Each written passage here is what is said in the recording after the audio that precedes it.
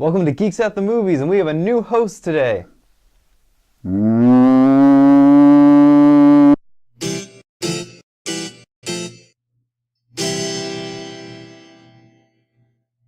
Hola, geek fans! Welcome back. It's that time again. It's 4:30. It's Friday. We're shooting at the luxurious Goodrich Studios International, and this is Geeks at the Movies. My name is Shane Goodrich. I'll be your host this evening, and joining me, as always, is our illustrious lighter, the Mr. Jacob Does It Hells. What's going on, guys? I'm excited to talk about a very special trailer we have on the show today. Oh my God! Let's just get right to it with the geek news. What's the trailer? It's Rouge One, a Star Wars story. It's still a horrible title, but it is an awesome trailer, I thought. It was a great teaser, and it was more than just, your average teaser, because they actually added character moments and, what the story is really about. It got people... This is really to just tell people that there's another Star Wars movie coming out, and it's not Episode 8. So, I really enjoyed seeing Felicity Jones in there as the main character. Her name is Jin, I think. So that's the only real new piece of information that we got. But we got to see some really more mysterious characters, there's this cloaked figure kneeling down in some Imperial place, and because we got to see the Imperial guards standing in the corner there. We got to see Mads Mikkelsen as an admiral, it looks like, and then we get to see all these other characters. People were saying that they were probably bounty hunters. It looks like they are. What did you think? This trailer looks great, fantastic. Yeah. Stylistically, it looks like they're using a lot of sets. They're using a lot of practical stuff. Stylistically, it looks like Star Wars. Unlike, this is another prequel, but I think this might actually be a good prequel. People that I want to see. Episode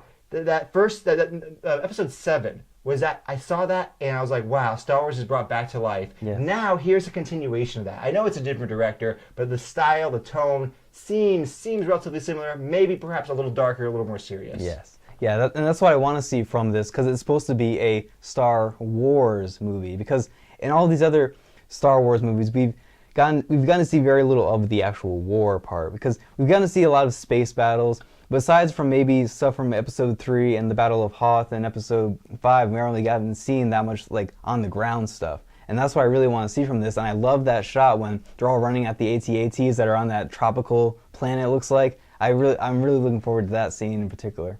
Jacob, this is great. They got the one ecosystem planet. They got the tropical planet time. It's going to be known as the tropical planet. They also got another movie with a story about a giant star-killing thing. Yeah. The Death Star is back in action for the third time. But it's not going to blow up anything this time. No, it's going to be even more worthless. Yes.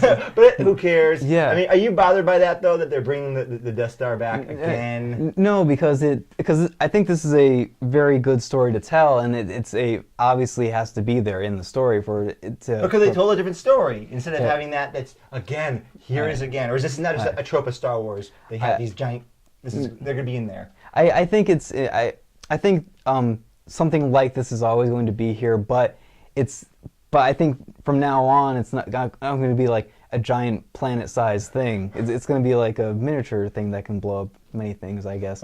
But I did really like how the Death Star looked, and how they were putting the dome on there. It looked awesome. They made CGI look like it was like the models from the original movies. That's what I really like to see.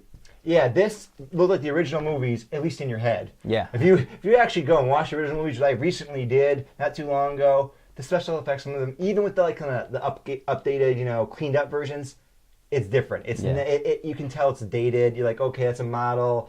It's still a little wonky. The chips as they move around is a little weird.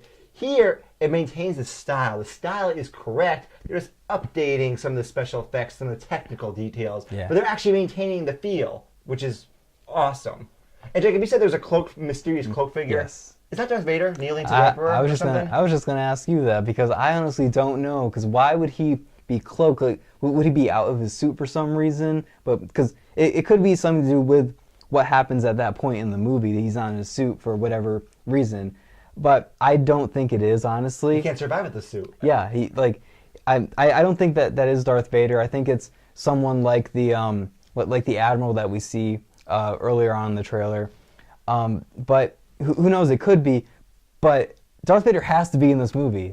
He has to be there because he's a very integral part of how the Death Star plans, or what happened after Death Star plans got stolen.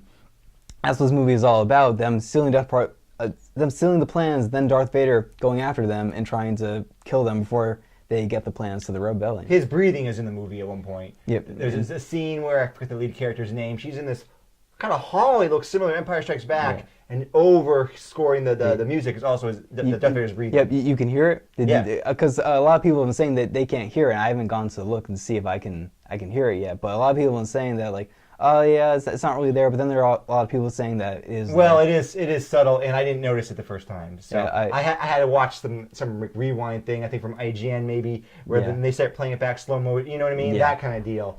But I've also heard that Darth Vader is a big part of this movie. He actually plays a substantial role, and they just want to kind of hide it. Like, okay, let's not throw him out there right away. Yeah, it'll be kind of like Spider-Man, the Civil War trailer.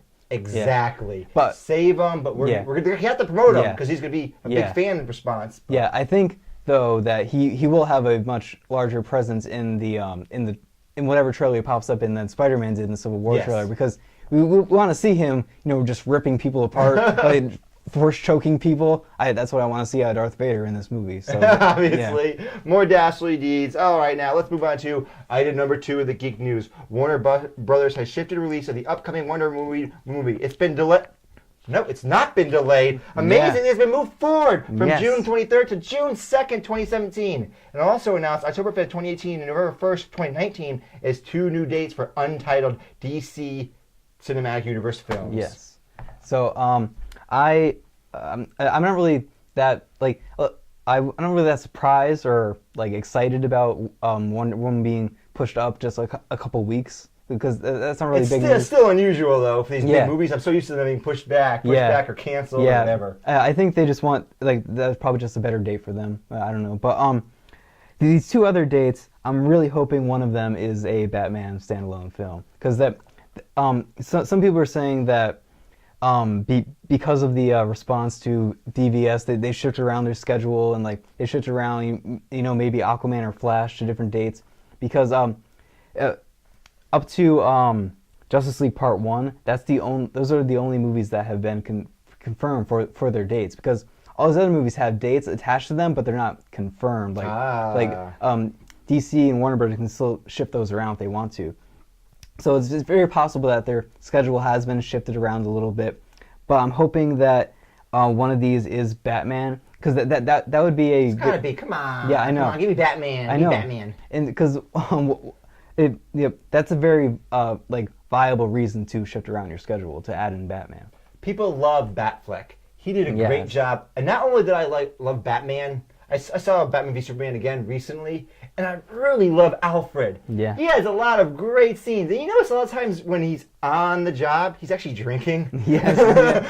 He's just so done with Bruce Wayne's shit. Yeah. He's like, whatever. Yeah. I like that part where I think he's Bruce Wayne's at the party, and Alfred makes a comment about a woman taking Bruce Wayne. Oh, maybe you'll find a woman to make you an honest man or something. Yeah, and then he's like, in your dreams, Alfred. He's drinking some bourbon or something. Yeah, he was great in this movie, and I want to see more of him in a solo movie too. Yes, I want to see the interaction, and I want to see Alfred do more stuff. Like I loved it when he took over the plane. Yeah, I want to see the point where Bruce Wayne becomes the murderous Batman that we see in Batman v Superman. I want to see the point where Alfred just stops giving a fuck. It's like, just do whatever you want, Mr. Wayne. I'm gonna go get drunk. Yeah, so I'm hoping that's the case. I'm wondering if Justice League Part 2 is gonna be pushed back. It's very possible. Because they want to make room for Batman. I think they're just waiting to see the fans' response to this.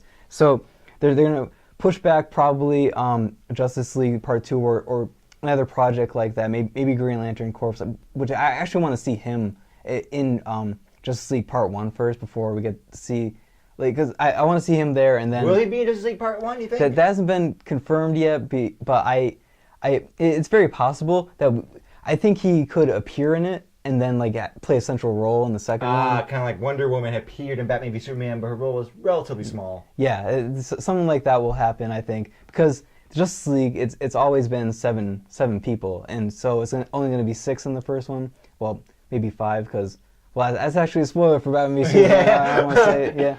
It's not a spoiler. Yeah. But it didn't happen anyway. They undid it.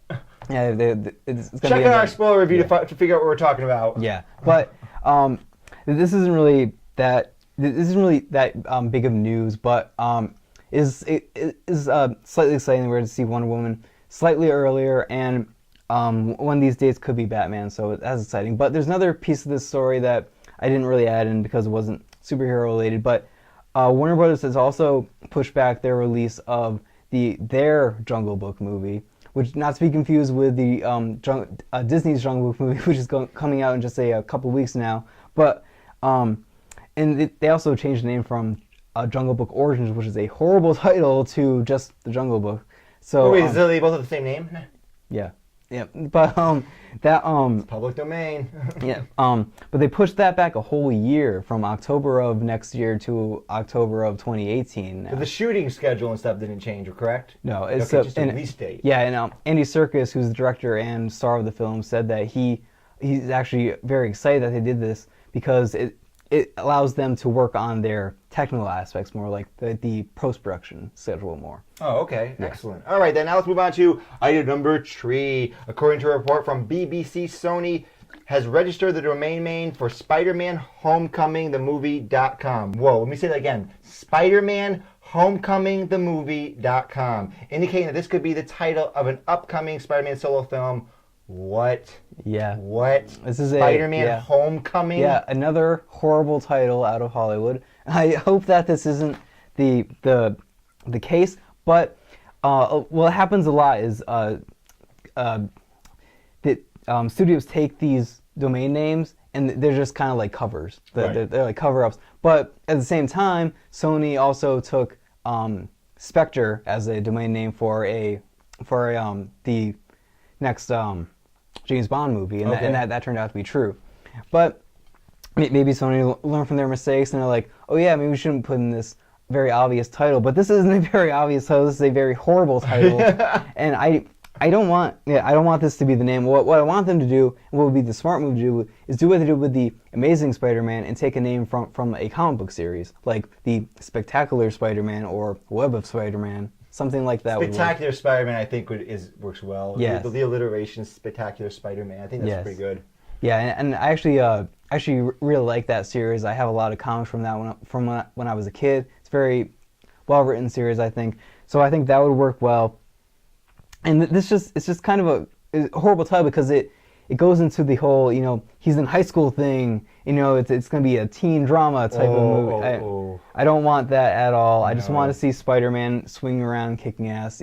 And with the teenager, the whole teenager high school drama being a background element. I hope it's a background element because I'm not interested really in seeing a lot of they're like their version of Twilight or something. I'm not interested in seeing that in the MCU.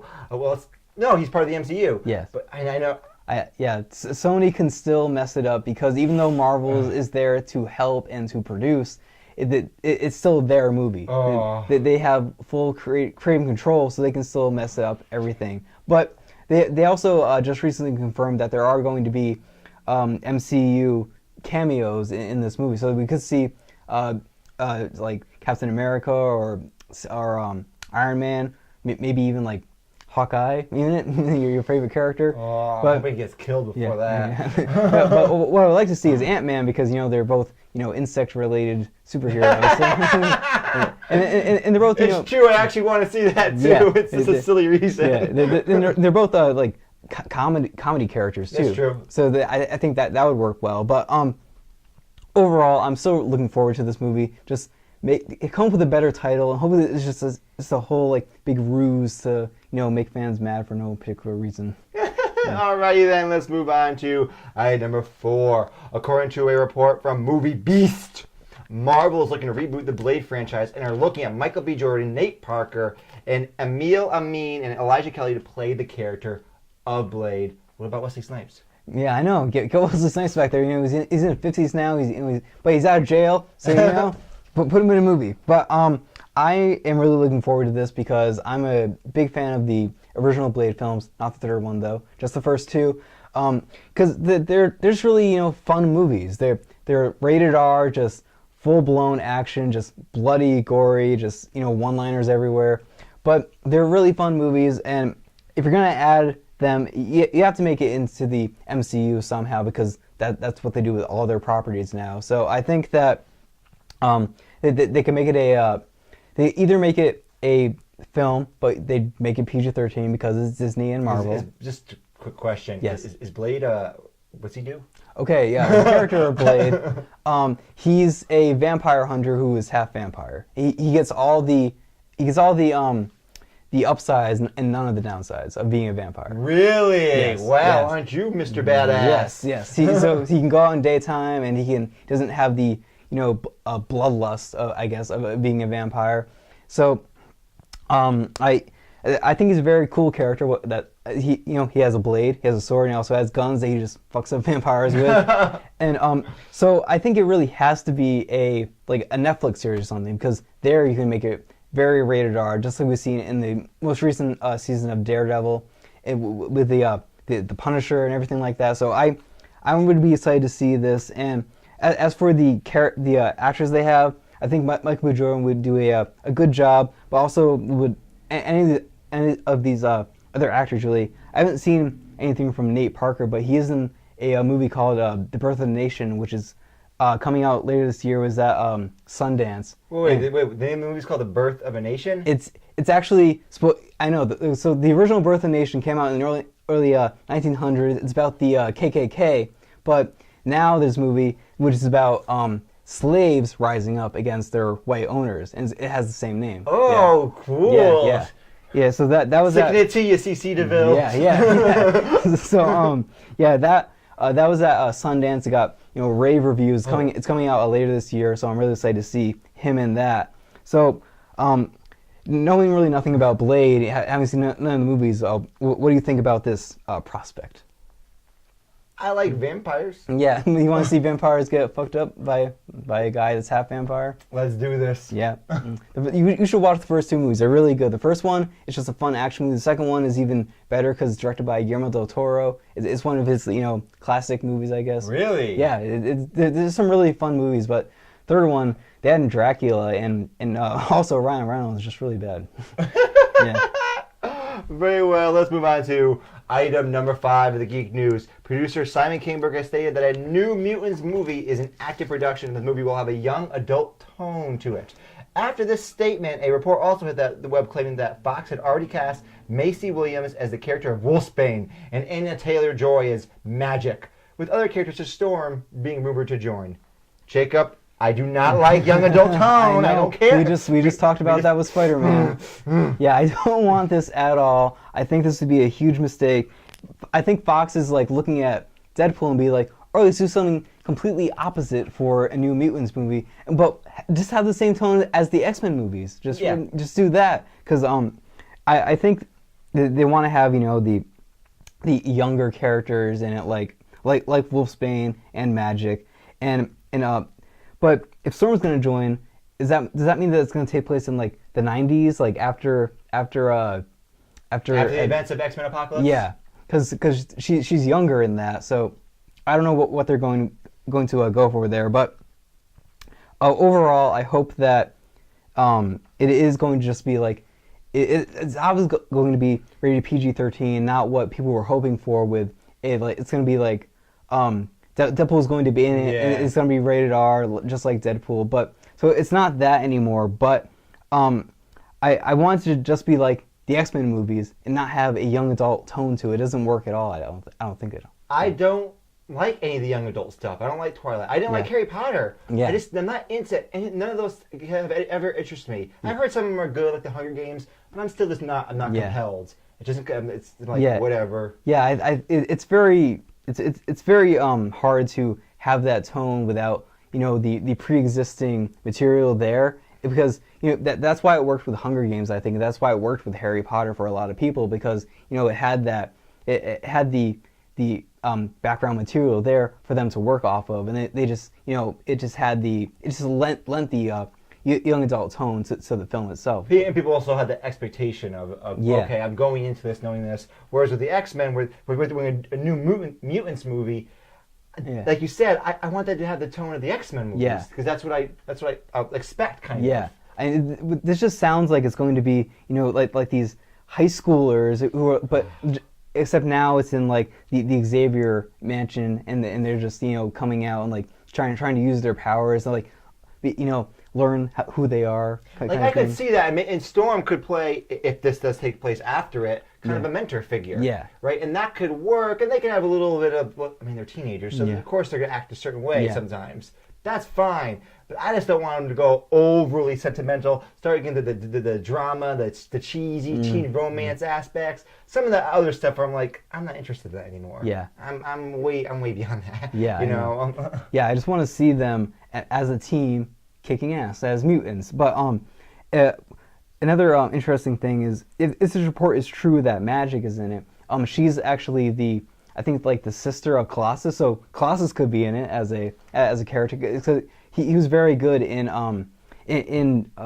Deadpool, but in his type of character could like fit in very well with a PG-13 because movie. In Deadpool he's the straight guy in the comedy routine. Yeah. Right. He doesn't swear. He's a goody two-shoe kind of guy. Yeah. You wouldn't have to you wouldn't have to change him. Whereas like if you do Deadpool in a PG-13 movie, it would be, if he's in there a lot, it could be difficult to do him justice. Yeah. If you put Deadpool in a PG-13 movie, what you have to do is have him swear, but then it bleeps out, and he's like, "What the hell are you doing?" And also have him save up the one F-bomb, and then have it get taken away by someone else at the end of the movie. Yeah. Yeah. God, I hate that F-bomb rule. Yeah. It's so stupid. We recently reviewed the King's Speech on Geeks of the Movie. Check it out on the YouTube channel. And that movie, there's a big controversy over its rating. In the UK, it's a different rating system, but originally it got like a 15 up adult rating, and people were like, why? It doesn't make any sense. There's no violence, there's no porn, there's no nudity. So they lowered the rating to 12 plus. So and now here though they rated it R, and then Roger Ebert came out and was like, why is this rated R? It's only rated R because there's a few scenes where they say fuck. Fuck you! I hate the MPAA rating system. Oh, it's garbage. Yeah, censorship it's there. Whatever, I can deal with it. It really just bothered me with like action movies like there was that The Expendables 3. It was rated PG-13, but really it was just they just cut out all the blood. That was the only reason why I was rated PG-13, because they just cut out all the blood. Yep. Yeah. All right, then let's move on to item number. Where the hell are we? Number 6. A new report from Birth Movies Death is claiming that Warner Bros. Has put tens of millions of dollars in their reshoots for Suicide Squad to add a more lighthearted tone.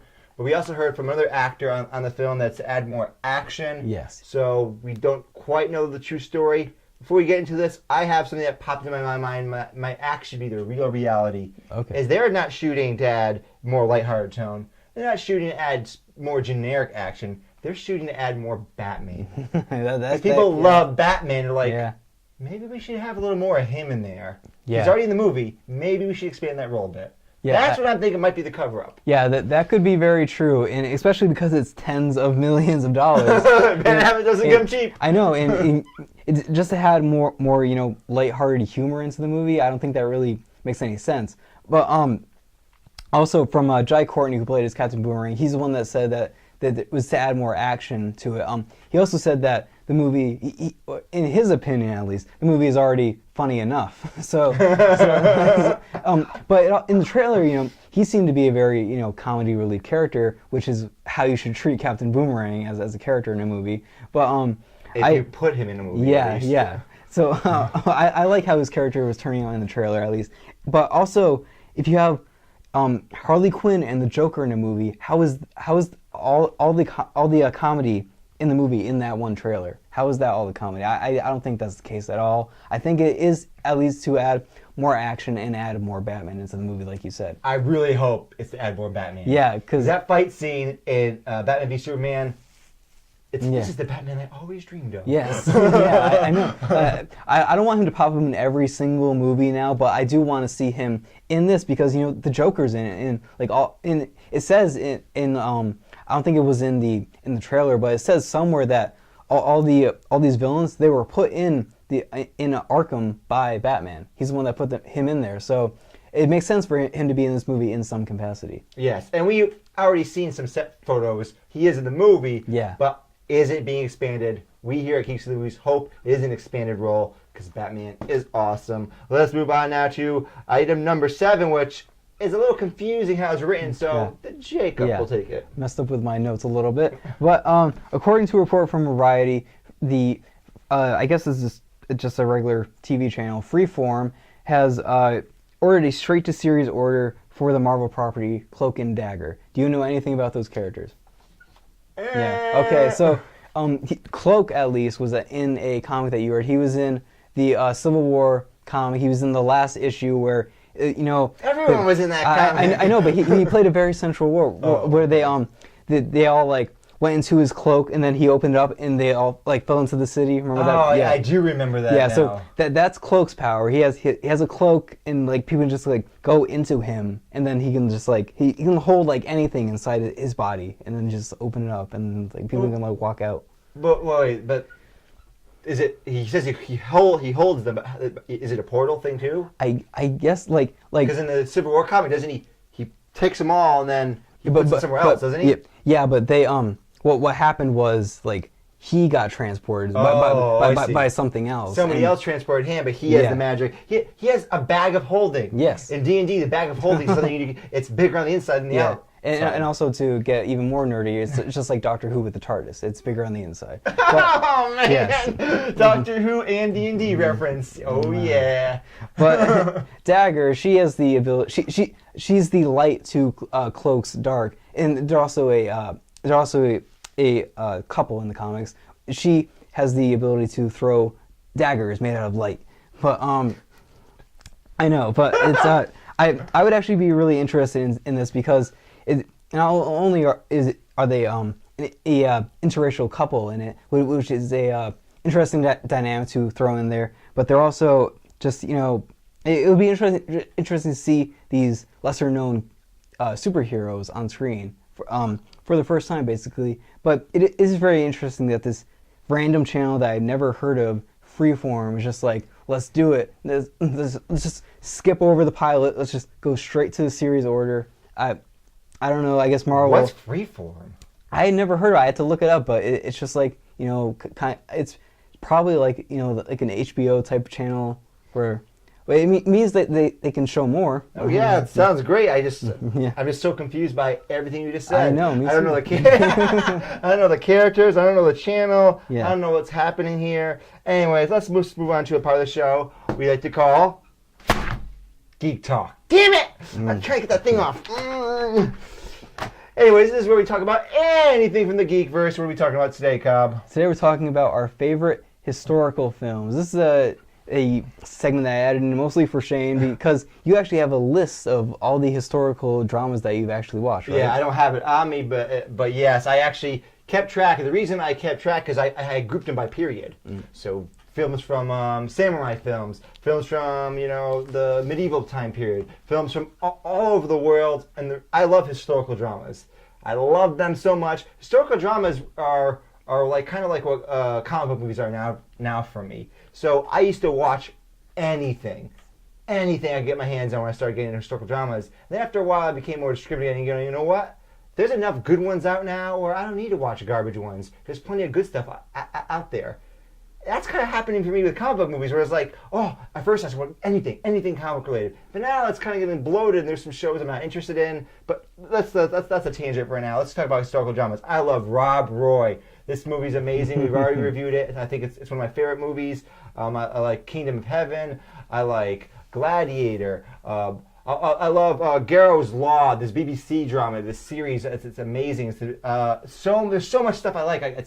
Jacob, I actually didn't notice this in the notes, so now I'm like, whoa, I don't know what to say. Yeah. So you go. I don't really like historical dramas that much. But you like westerns? Yeah, I do like westerns, and I like I like a lot of historical Asian films, like Ran. Ran, Akira Kurosawa, one of my favorite directors. Yeah, so that was a very good movie. It was based on a Shakespeare play, right? Yes, it's based on King Lear, and there's some Japanese legends thrown in. It's about this king, this emperor, this shogun, who splits his kingdom into three between his three sons, and then two of his sons turn their back on their father. Anyways, it's kind of like King Lear. I'm not going to tell you what happens. But Akira Kurosawa actually is probably my favorite director for historical drama because at least half his films are historical dramas taking place during feudal Japan. Yeah. And he is great. Ran, Seven Samurai, and also speaking of another one of my favorite directors, Stanley Kubrick directed Barry Lyndon, another one of my favorite movies. This brings the 17th and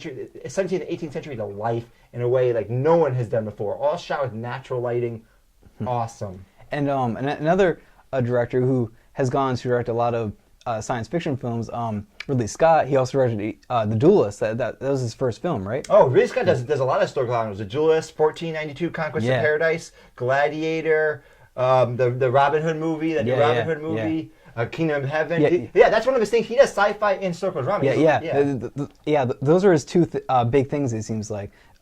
But I've only seen, out of all those historical dramas, I've only seen Kingdom of Heaven, which I didn't like, and The Duelist, which is a very good film, and it had a lot of historical accuracies to it, and that's why you liked it. And I was just like, yeah, it's the there. cinematography is great. Yeah. He's That's always really with the true. visuals. Yeah, I like the. You saw Gladiator. Yeah, Gladiator 2, which is a Ridley Scott classic by now. So that's a very good movie. But going back to westerns, which I really like. My favorite one is probably one that a lot of people I know about, The Good and Bad, the Ugly. I like that movie a lot. It's a classic movie. But another one is which I just watched recently, Bone Tomahawk. And that movie is it's also kind of like a horror movie because it's just so brutal. Really brutal. If you don't like graphic violence, don't watch that movie. It's really. I mean, there's some scenes of torture there that they just. Here's the camera. We're gonna torture this guy. Yeah, they don't cut away. No, they don't cut away. Yeah, and Kurt Russell's giant mustache. Yeah, his awesome giant. I love the mustache. Yeah, so that was probably the best historical accuracy in the movie. For but yeah, a lot of westerns are really great. Slow West is one that a lot of people haven't heard of, but it's very. I have not heard of that. It's very good. It stars Michael Fassbender in it, and it's a very slow movie, but it's which is why it's called Slow West. But it takes place. It's about these people that are in Britain, and this kid he goes to follow his true love to America, but she's on the run by these people, and he doesn't really know about that. And then he meets up with Michael Fassbender, and then they go to help her out, I guess. And he's just and Michael Fassbender just wants to kill this kid. He doesn't like him at all. It's a western. Yes, it's a western. It's very good. And a lot of people have heard about it. Like I said, True Grit. Yeah, True Grit. That's a big western because it's a lot of westerns nowadays are independent films, but this one was made by the Coen brothers, so it's a very large scope, probably medium budget film. So I remember I watched that one on a plane, and I was very tired, so I fell asleep during the middle of it. So I need to watch it again to just get a real how I feel about the film. Also, there's Unforgiven with Clint Eastwood. Ooh, yes, an amazing film. yes. I think an Academy Award-winning film. Yeah. It's really, and of course, there's my favorite Western, which is the TV show Deadwood. Yeah. Which I think is a masterful historical drama. Yeah, but we can talk about TV shows too. Of course you talk about that. Do I want? It's Geek Talk. Yeah, Talk about anything in the Geek verse. Yeah, but I put down historical films. Well, we can talk about TV. I'll do what I want. Yeah. But that's really it for the historical television shows. Oh, but something we didn't mention. There's tons of historical television shows. I watched them all. Yeah, but I just Rome. I just remembered Boardwalk one. Empire. This is kind of different, but Man in the High Castle. Yeah. Man in the High Castle. Yeah, you can count that. That's a weird one. It's kind of. It is and it isn't. Because you could say it's sci-fi, but it hasn't really been confirmed that it's actually sci-fi. But it's still, it's a what if, so it's weird. But it is, but yeah, sure. But it also, they also add in historical, accuracies to it, because even though it's a different like universe. It's logical. They try to make it as if it actually were true. Yeah. It's still a lot of guesswork. It's 15 years after the war, so if that's changed, the winner of the World War II changed. But anyways, let's not go on to a tangent about. I actually awesome show. Check out our review. Yeah, I'm looking forward to season 2 this year. Man in High Castle. Yes, Hitler. But yeah, that's what I really have to say about historical films. What are some of your favorite historical films or historical TV shows? We want to know what you think. Yeah, so that's all I really have to say about that. And I just want to mention, if you're interested now, HBO does a lot of good historical dramas. The U.S. side, they have Band of Brothers, The Pacific, Rome, Boardwalk Empire. They got a whole bunch of Deadwood. They got a whole bunch of stuff. But on the other side of the ocean, the BBC is where you want to go for historical dramas. I've seen plenty of great series on the BBC, from ones from about Elizabeth I to the Gar's Law, like I mentioned, the Aristocrats. Tons of historical dramas on the BBC. They're great. Let's now move on to a Shane Watches segment. This is the segment where the Jacob forces me, brutalizes me by making me watch some film. What'd you make me watch? Today I made you watch A History of Violence. So this has been a while now, but he's finally got time to watch it. This is a movie. It stars Viggo Mortensen and Ed Harris, a bunch of other people, I don't know. And it's about this man who he's on the run from his past, basically, but then he commits an act of violence, and then his past comes back to haunt him, basically. So, what did you think about this movie? So after finishing the movie, I had one just clear, constant thought throughout most of the film. Okay. Most. I was bored. Okay. Yeah. This movie is extreme highs and extreme lows, I felt. And the lows, the everyday life, because it's just a man with his family. He did some stuff in the past. Now he's away from that lifestyle, but that lifestyle has come back to haunt him. It's punctuated by moments of extreme violence, where he just goes off. He has a skill set. I'm not sure if he was an assassin or what he was. And he kills people. And all the scenes where he kills people, it's really violent. Everything's crazy. You're like, what the hell is going on right now? And I'm not sure how many of those scenes are in the movie. 4, 5? Yeah. I'm not really sure. But the rest of the movie is just everyday life. And I found it so boring. I'm like, I really wish this would move along more. See, well, for me, I actually was looking for more in the movie too, but because I thought it was very short for the type of movie that it was. It was only like an hour and a half, which is very short for this, really dramatic action. That's another thing. It was short, but I felt bored. Like it's only an hour and a half. Why am I bored? For me, I actually found the entire movie really engaging because it was also. They also plopped in these characters, like Ed Harris's character, who was taken away way too soon, I thought. But they had in characters like that who made me very engaged throughout the entire movie. And I thought that Viggo Mortensen's performance was great in the movie. And like you said, all the action scenes are fantastic. They're they're so violent. And the one scene at the end where he just takes out all those guys in that building. It's fantastic, but another thing, his brother, who doesn't really look like him at all, that guy, I thought one thing that I didn't like about this movie was how the characters were used. I thought, yes, because they were just in there to make a point and then they were gone. Yep. So that was one thing I didn't like, so the movie left me wanting more. But overall, I thought that it was a very engaging story, just like you said, punctuated with scenes of very intense violence. But I really enjoyed the film. And here's another thing I just thought about as you're talking, when you talk about the brother. So the first few battles, the characters get a bit of an introduction to the people that they're fighting with. So the first people he kills, the people that are trying to rob his diner, they show in the beginning of the movie, those characters. Yeah. You see another scene with those characters when they're in a vehicle and someone tries cutting them off. And you get a sense of dread about, these guys are dangerous people. And then he kills them and it's like, whoa, it's crazy. Ed Harris' character is introduced.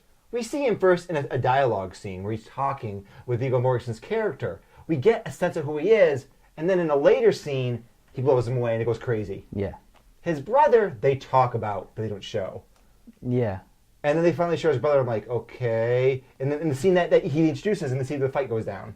and then he kills him. Like, he just kills him. Just And like at this that. point, I'm like, okay, this is obvious what's going to happen. Yeah. And I don't care about the character he's killing. Yeah, that was the thing that I didn't like about the film. But what intrigued me the most was what's going on with this guy and his past. Like, what did this guy do in his past that made him in such a badass, but didn't go into enough about that, I thought. Right, he was good at fighting, but I never said how he's good at fighting. I guess he was with the mob, but not the mob has like advanced military combat training like this guy has. I know, like he must have been some sort of some type of assassin or something. Yes. But I really like the movie, and it's actually based off of a graphic novel of the same name, so which I thought was interesting.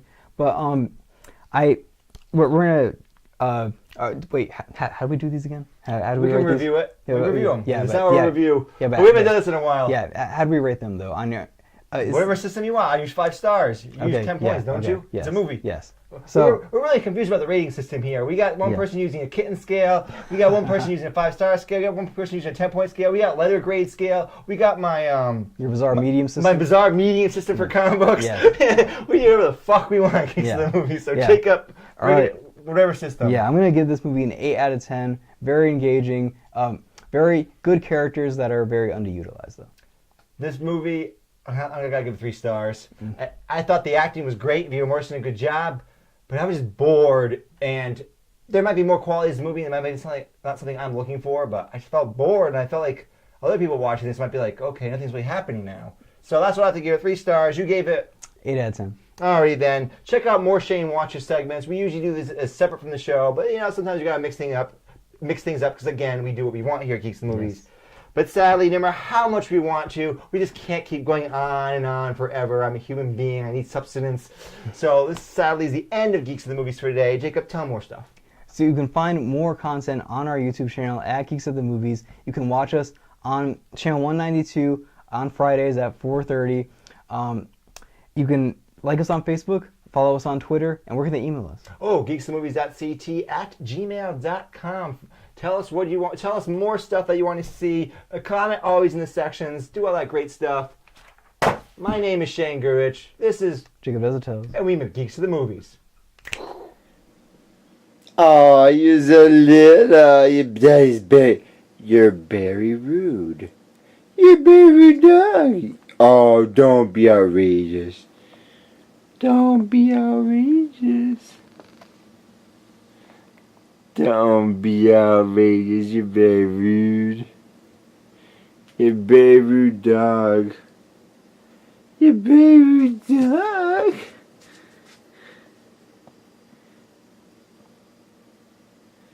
You're very rude dog. Hi, sweetheart. Yeah, they loves you. You're very nice. You're very nice. You're many berries and squatties. You're very rude. You're very rude. You're very rude qualities.